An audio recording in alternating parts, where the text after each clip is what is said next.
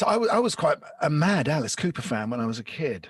I was a big Alice Cooper fan. I remember back at primary school, it was a big thing because obviously I'm that much younger than you, Gary. But I remember Welcome to My Nightmare being a really serious album. Yeah, well, I go back to probably Schools Out, right, which had that really bizarre cover. But I remember the cover was the school desk with all the. It was a school desk, yeah. But I remember thinking, I've never seen. Is that what school desks look like in America? Because I'd never seen one like that. All right, because where did you go? You all stood up at your school, did you? No, Friars Primary, mate. No, but inside, remember, was a pair of paper knickers, yeah. Panties, they would have been called. I'm not sure you could get away with this now, but no, simpler times. And his albums, the albums were always really beautifully presented because Billion Dollar Babe is that fantastic snakeskin wallet that you opened up. Yeah, with the money in there and money in there. Yeah. What's interesting, I don't know, I might get, is that how because Bob Ezrin was so much a part of their story, and it was of him and Alice getting each other, and it's very interesting seeing actually how much of that stuff with Bob seeped into the wall. Yeah, I was thinking that because there's a track where at the end there's a judge shouting, and then you hear the trial, which is actually co-written by Bob. And there's the whole thing of In the Flesh, which is In the Flesh, which isn't a million miles from. It's much darker, but Hello, Hooray, that same sort of thing. Oh, and Hello, school kids singing. Of course. There's so much to ask Alice about, and he's just about to enter the room, and we only have 30 minutes with him. Let's go. Welcome to the Rockonteurs. Okay, guys, I'm ready. Well, it's a big tune for sure. I actually wrote that originally for Tina Turner. Of course, I had gone and found Joni Mitchell down in Florida and brought her back. What people forget about Bowie is that he was such a kind man. Remember me? I'm in a band now. It's called Roxy Music. You know this thing about the 10,000 hours of experience? Oh, yeah. Get good at something. When we recorded Arnold Lane, we'd done about 50 hours. The Rockonteurs podcast with Gary Kemp and Guy Pratt. Hello, gentlemen. How are you? How beautiful to see you. Thank you. Fantastic to see you. Where are you coming from? I'm in Arizona, where it's 80 degrees today, and everything is open. What? Wow. And is that a good thing? Or? Yeah. I got my shot yesterday, my first shot. Yeah, my vaccine yesterday, and then I get another one 21 days from now. But, hey, everybody's going to get it anyway, so. When you say everything's open, you don't mean the theaters, so the concerts aren't on, are they? Not concerts, no. Movie theaters, all the malls are open. It's pretty loose here. Yeah. You must be feeling bulletproof now. Well, when I came back, I was in Germany and last March, and we finished the show in Germany, and they told me, we're closing the borders in 24 hours. Get out. And I got back to Phoenix, and everything was closed down except the golf courses. Wow. I don't care who this governor is. I don't care if he's a cannibalistic Taliban. I'm voting for him. But how's it been for you? Because you're a man who's used to working nonstop, aren't you? To not be on the road for you is anathema, right? Really unusual. Really unusual. We had to cancel 190 cities, 17 countries. That kind of. We do, and that's normal. That's a normal year for us. Between my band and the Hollywood Vampires, that's 2 tours that I'm on. And so it's very unusual to be home for a year. Oh, you've been on tour, what it's like, 3 weeks off is like a long time, but when you're off for a year, it's like, wow, I have to learn how to be a human again. Your wife's thinking, why am I with this guy? Yeah, exactly. Well, the thing about it is Cheryl's in the show. She's also in the Vampires. And that's how you met, in fact. You met your wife on tour, didn't you? That's right. She auditioned for the Welcome to My Nightmare show. And she was heads and tails above we were looking for Broadway dancers, not rock and roll dancers. And she was she was like the prima ballerina. And immediately we picked her up, said her, because she was just such a good dancer. I didn't really even meet her till the tour started, because the rehearsals were so intense that you never had time to really talk to anybody. And then when the tour started, she was a giant tooth at one point in the show. with legs coming out in high heels, right? Wow. And that would do it for me. That would do it for me. Yeah, I'm sitting across from her on an airplane, and I look at her legs, and I went, "You're the tooth." Yeah. That's very fair. So you basically got to know her in 5-minute segments during the show every night. Exactly. She played about 8 different characters. She was a dancing skeleton. She was a snake. She was this and that. And finally, you know, I had a couple of days off and I went, I got to get to know some of these people. Well, we hired 2 girls and 2 guys, which ended up being 4 girls. But there you go. Alice, this new album is all about you going back to where your band was spawned. Right? It's a confusing bit of geography, really. You're born in Detroit. You moved to Phoenix. Yeah. You go to LA. I mean, I'd love to talk to you about all the canyon stuff that you somehow, this weird bunch of weirdos that you like yourselves in the middle of a hippie canyon seems so strange. But then you go back to Detroit and you become the band we know. I mean, the album, they're all about that period. Well, what it was born in Detroit, and I had asthma, so I had to get out of there. It was too cold, so they moved to Arizona, and we moved to Arizona, and I grew out of the asthma. But in high school, I'm painting a house one day in the summertime, and all of a sudden I hear, "She loves you, yeah, yeah, yeah." And we were listening to 4 Seasons and the Beach Boys, you know, and I went, "What was that?" I mean, I'd never heard about the Beatles. And then all of a sudden, an hour later, I heard, "Please, please me. I want to hold your hand." And I just went, "What is going on?" You know, I called my best friend, Dennis Dunaway, who ended up being the bass player in the band. And I said, what is this music? And then we started understanding who the Beatles were. And we immediately started a band and ended up being the Spiders. And we were the biggest band in Phoenix. So in fact, at one point, you're going to love this. We were the Yardbirds band. I want to go back to your first performance. Your first performance, though, wasn't it when you rewrote a load of Beatles songs at your high school? Now, is there a recording of? Does that exist? Is there any record of that? I wish there were. That's because that would be something that would be. We were all on a track and cross country team. We were all distance runners, 1,500 meters, 3,000 meters. And we were all Letterman, you know, I mean, we were the big deals, 4-year Letterman. And we got up on stage, put the Beatle wigs on, you know, and kind of mouthed, "I'll beat you, yeah, yeah, yeah, I'll beat you." And we changed it to track and cross country. Just, you know, we thought that's funny. That'll be funny. And right then we had the bug. We just looked at each other and went, "We got to really do this. You know, we got to find 2 guitar players." and here is something really strange about it. We were all in journalism also. We were journalism students. So in the journalism room, there was a guillotine. And if you were late on an assignment, they put you in the guillotine for 5 minutes. Oh my God. The very first time, I'm 16 years old, I'm on stage and there's a guillotine and there's a casket there because a friend of ours came out of the casket and introduced us. So was that like prophetic? Yes. Was that prophetic for what we were going to end up doing? I swear that happened. I think so, but you were all very into your art as well, weren't you? I mean, because the art in the performance art that you guys ended up doing had a lot to do with Dada and surrealism.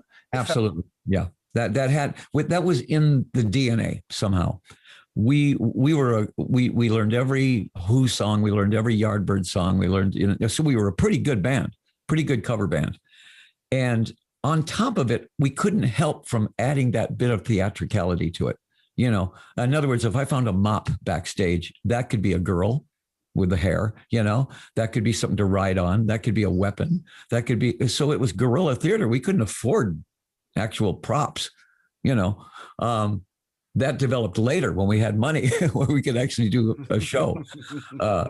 But, you know, the funniest thing was we were 16, 17 years old. We were the Yardbirds band and we're opening for the Yardbirds, the real Yardbirds with, you know, Jeff Beck and everybody. How did that feel? Were you terrified of? Well, yeah, we got to open since we were the house band. We opened for the Birds, the Hollies, the Lovin' Spoonful, every band. We were the opening act for them, right? But then the Yardbirds come in and we go, "Oh my gosh, we do all Yardbird songs. What are we going to do?" So we got up there and we did the whole set, the whole Yardbird set. And in the back of the room, I could see Keith, Ralph, and Jeff Beck, and they're all giving us a thumbs up. Yeah, yeah. And then they got on stage. I hope they liked it. Oh, they loved it. No, they loved it. And they got on stage and blew us off the stage. They were the Yardbirds. Come on. You know, they were the original Yardbirds, and they were, you know, maybe the best live band next to Paul Butterfield that I've ever heard in my life. You know, Alice, we're sort of so in awe when we hear those names you were supporting, but everybody was kids then. Even the oldest person in rock was a kid. Yeah. Jeff Beck was 19. This is a youth movement. Yeah, it was. And we were so just absolutely awed by these bands. I never heard a band sing with tighter harmony than the Hollies live. They were amazing live. And the Yardbirds were, you think, well, the records are great. I wonder if they're going to be that good live. They were better live than they were on the record. It was one of those things where you really got to see them at their best. Yeah. And of course, Graham Nash ended up staying there, didn't he? In LA, when he went to LA, he stayed there. But you went to LA then with your band, didn't you? Well, that's where the record companies were. So we finally decided we got to go to LA. The very first people that we met were the Doors and the Mothers. Now, was it, talking of which, yeah, that's right, because wasn't it you who came up with the line, I woke up this morning and poured myself a beer? Yeah, that's right. I was sitting there with Jim. Jim was writing something, and we were both drinking. And, and he just go, what's up, man? And I said, well, I got up this morning, got myself a beer, and da-da-da-da-da-da, and he's writing it down. Every time I hear that line. Did you ever get a piece of that? No. But I know it's my line.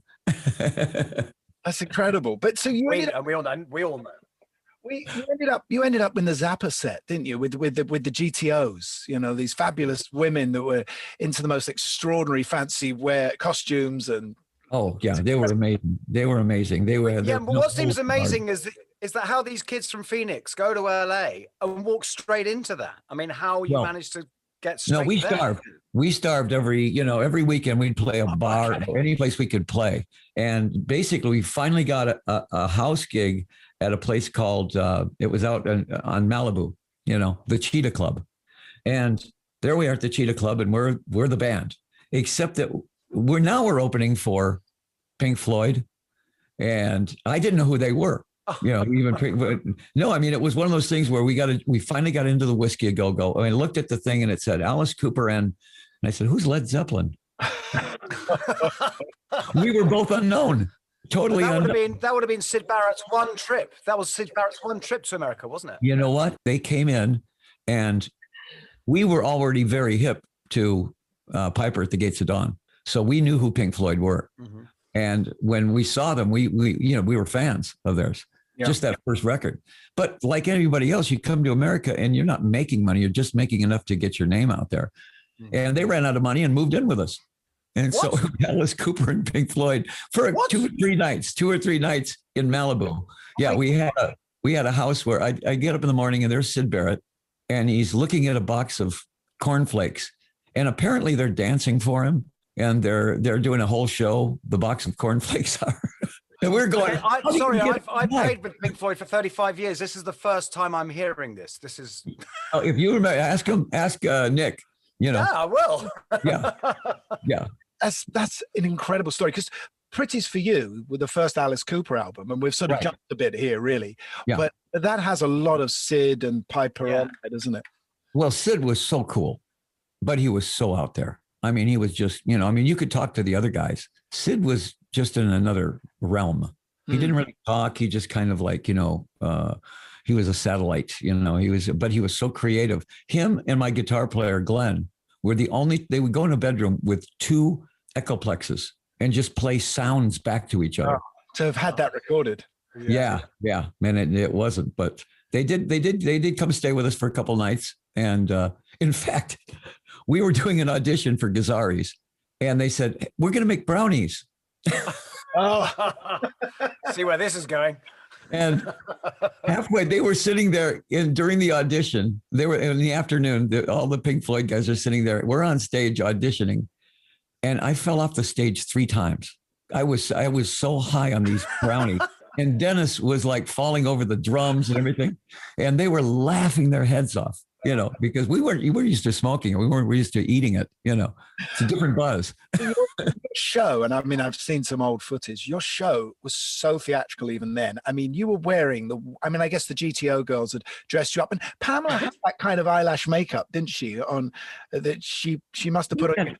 Yeah, we were doing makeup before that, but what they did was they came in and they said, look, you know, why do you want to look like everybody else? You know, well, we didn't.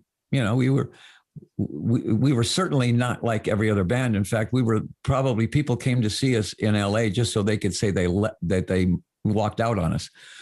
And, you know, it was sort of like we were the bad vibe. Everybody was on acid, and we didn't mind a little violence on stage. We didn't mind a little bit of, you know, in your face violence, real switchblades, real blood. And the audience, I mean, would run for the doors. They hated. Tell us about, and whilst dressed in Ice-Capades outfits. Yes, right? Yes. Well, the Ice-Capades came into town. Explain what that is for our English listeners. Okay, the Ice-Capades, garish, you know, horrible, you know, stuff. They were leaving town and they were going to get rid of all their old costumes. So they were selling them for 50 cents a pound. What you see on the back of Pretties for You is all Ice-Capades outfits, because to us it looked cool. It was sparkly and it, you know. And this is before Roxy Music did their, you know, famous, you know, cover. It's before Bowie. I mean, I don't know. I'm a bit worried. I wonder about that timeline, because I know that Bowie played the Roundhouse famously wearing some sort of glitter in about 1970, but you guys were doing it then as well. Oh, yeah, yeah. In fact, Bowie used to come to the shows and bring the Spiders and say, this is what we should be doing.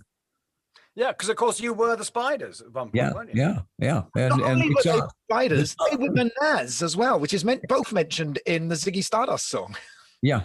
And isn't that funny? And I got along with David really well. You know, I mean, he was a mime artist, I think, when he came to see us, you know, in the thing. And well, it's interesting because all those English bands, right, that you love, you talk about the Who, but then we talk about the Bowie and Roxy Music and all that. They all came from sort of art school backgrounds, so the art thing was built in, whereas you just had the art thing without the art school. That's right. We were big Salvador Dali fans. Yeah, you know, that was our thing. That he was our you know, our idol. And later on, we got to actually work with him. Yeah, which was one of the most bizarre things ever, you know. Yeah, but would love to talk about that hologram thing, which seems. It was, here was Dali, you know, you expect him to be bizarre. The very first time we meet him, Shep and I are at the one of the hotels in New York City, and he's going to come in. We're sitting there at a table, and all of a sudden 7 nymphs come in. I don't know. I don't know, male or female, honestly, don't know. But they came in all, they came dancing into the room. And then Gala comes in, his wife. Yeah. And she's in a full Fred Astaire tuxedo, top hat, white gloves, cane, spats, the whole thing. And then the Dali is here. And he's got giraffe pants on, and he's got a pair of Aladdin shoes that kind of like, you know, twirl up at the end. I mean, and he was just what you wanted him to be. He sits down. And this is breakfast, right? Yeah. He sits down. He orders everybody a drink called a Scorpion, which is every kind of alcohol in a shell with a lilac or something floating in it. And then he orders himself a glass of hot water. He reaches in his pocket, pulls out a jar of honey, and starts pouring the honey in the glass. And Shep and I are like, you know, and then he takes a pair of scissors out and he cuts the flow of the and you know, Shep and I are like, you know, Max Bialystock and Bloom, you know, we're going, he's got a honey, you know, what should we do? Flaunt it, baby, flaunt it. Yeah, well, we were both going, he's got scissors. I know, just go along with it. But this is extraordinary validation for you, isn't it? Because what you do is not just music. You know, you're not just a rock performer, you're a performance artist as well. And to have the greatest performance artist in the world come to you and almost pass the baton. Well, he went to a show and he said, this is surrealism. This is based on me. He was very egotistical, and I got it. That was over the top egotistical. This is all about me. And, you know, we went, yeah, it's about you. You know, Groucho Marx saw the show and thought it was vaudeville. And so, you know, I mean, everybody that saw it a different way. But Dali, so I worked with him for a week. And you have to understand, he speaks one word in Italian, one word in Spanish, one word in English. And you're getting one word out of 5 words for a week. And we got this whole project done. And we do the press conference. And they said, what was it like working with Dali? And I said, I have no idea. I didn't understand a word he said the whole time, you know. And he stands up and he goes, perfect. He says, the perfect form of communication is chaos. And I looked at him and I went, you speak English? Well, of course I do, you know. So, I mean, let's go back to Detroit before all that happened. And your band basically get kicked out of LA. Yeah, we didn't, yeah. But Didn't work there. What's interesting is this boy who's formed a band in Phoenix is still appropriate for Detroit. Because when you go back to Detroit, you realize, actually, this is the music I've been making all my life. You know, and it started at a very small seed in Detroit when I was 7 years old. I saw Elvis Presley on the Ed Sullivan Show. I immediately went in my room and started, you know, imitating him. All my uncles walked right out of Guys and Dolls. I had Ratsy Bowers, Jocko, and my dad Mick. These guys spent. Right here. Don't get me started, Alice. They were at the track. They were at the track every day. Right. Okay. So finally, my uncle Jocko comes in, and he played Telecaster, right? And he says, "You like Elvis?" And I went, "Yeah." And he says, "Then you're going to love this." And he puts on Chuck Berry. Oh, that was the first record I ever heard that was driven by guitar, electric guitar. Mm-hmm. And I went, what was that? That immediately, that was the seed right there. To this day, Chuck Berry's still the greatest lyricist of all time. I mean, if he can't think of a word, he makes one up. Don't give me no botheration.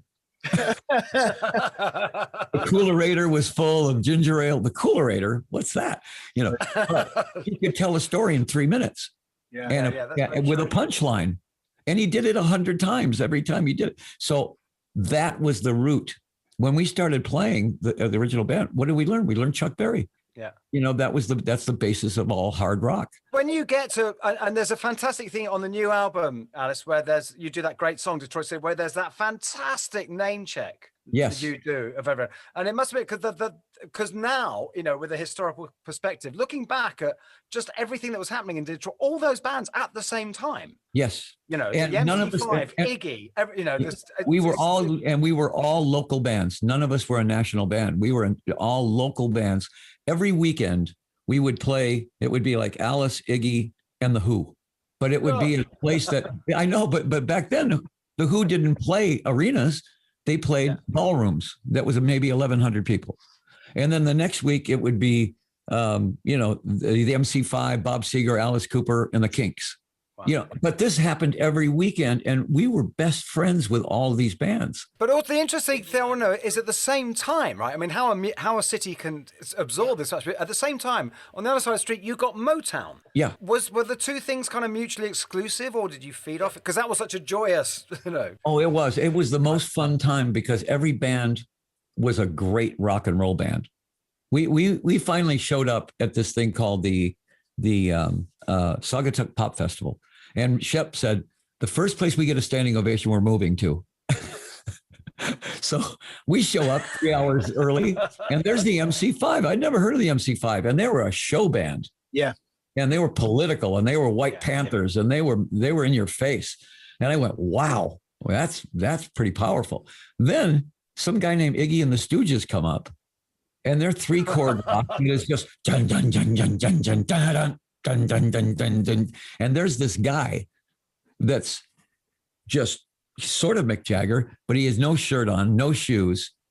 Half the time he's naked on stage, and he is the ultimate punk. Yeah. But it's great. And the theater of it was so good. I went, unbelievable. You know, and then we went on with our kind of theater, and they loved it. They loved the whole idea of what we were doing. And that at that point, they realized I was from Detroit. So I was the long lost brother, and we moved there. And that all those guys were our friends. You know, I mean, we all became really good friends. Was it not that point though? It was in LA when you famously threw the chicken out into the audience, and everyone Actually, it was Toronto. It was Toronto. Yeah. That was the Saugatuck Festival, wasn't it? Oh no, no. That was Detroit. Sorry. That was the Peace and Love Festival in Toronto. and here was the great thing. We're going on between the Doors and John Lennon and Yoko, right? At the very end of the night. And at the very end of the night, we go on and we open up this feather pillow with a CO2 cartridge in the middle of this chaotic song. And it looks like a snowstorm up there. And I look down and there's a chicken on stage. No, I didn't bring the chicken. Somebody in the audience went, I got my wallet, I got my keys, I got my ticket, got my chicken. And so never have been on a farm in my life. It had feathers, it had wings, it should fly, as far as I was concerned. So I picked it up and I threw it in the audience. And, you know, chickens don't fly as much as they plummet. The audience tore it to pieces. Oh my God! So you were actually innocent here. You made it's not like Ozzy Osbourne where he bit the head off. No, this to me there was white feathers and there was a white chicken. It was perfect. It was great. It's something. If somebody's going to take the chicken home and name it Alice, it's going to be their pet. I didn't think at all they were going to tear it to pieces. Now the kicker to the story is this: the first 8 rows were people all in wheelchairs. Oh. Right. They're the ones that destroyed the chicken. Oh, right. Oh. So that made it even more bizarre. Frank Zappa calls me up the next day and he goes, "Did you kill a chicken on stage last night?" And I said, "No." And he says, "Well, don't tell anybody. They love it." Alice, is that what you wrote under my wheels? No, the stage must have been a complete because the inner stage manager in me is wondering, sure, if John Lennon is about to come on, you've got a stage that's got to be cleaned up, which is not at all. They absolutely loved it because Yoko's a performance artist. So she saw this and thought, that's great. We had the Doors on one side when we're doing this and John Lennon on the other side, and they're cheering us on. They loved the fact that everything was covered in feathers. That was just added more to the, let's break away from just the same old stage. Now, when you come on after Alice, you got to deal with all this stuff. So Alice, we don't have long with you, unfortunately, but it's great that you've decided to go back to Detroit to make this new album and with Bob Ezrin, who Guy knows well from Pink Floyd, and Wayne Kramer is even on the record, isn't he? When we decided to make, it was not going to be a conceptual record, and Bob and I work in nothing but conceptual records. For like 14 albums were all conceptual, and I said, let's just write 14 really good hard rock songs, and then that took us to, well, where does that come from? Detroit. So I said, well, then let's go to Detroit. Let's write the album in Detroit about Detroit, and let's record it there and use all Detroit players. And then then it became a concept. Yep. So now we can plug into Motown a little bit with $1,000 high heel shoes. We turned that into a Motown song. We had a blues song with Bonamassa playing it. We had punk. We had, but it was generally a hard rock guitar album in your face, And I must say, Alice, you sound incredibly vital and, dare I say it, sort of young on it. I mean, your voice is completely there. It's fantastic. Well, I never smoked, and I quit drinking 38 years ago. So that had a lot to do with the fact that I can still go and do 5 shows a week, and not be tired. And how was Wayne Kramer, meeting up with him and getting the MC5 vibe? Well, the thing I noticed about this, and you'll love this because you've been in the studio with different players and you can feel what they're about. And all of a sudden I got all these Detroit players in there. I got Johnny B from Mitch Ryder on drums, who is the premier drummer in Detroit. And I got Mark Farner, and so here's a great band. And I realized, I'm sitting there listening and I go, there's a lot of R&B in how they play.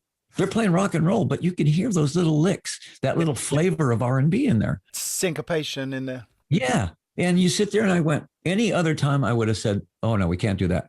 On this album, I said, absolutely, leave it in. Because I want this to feel like Detroit, and we didn't write it all about real people. I created characters that would have been. That great I Hate You one. That's yes. Well, that was the original band. And when bands break up, they generally hate each other. Our band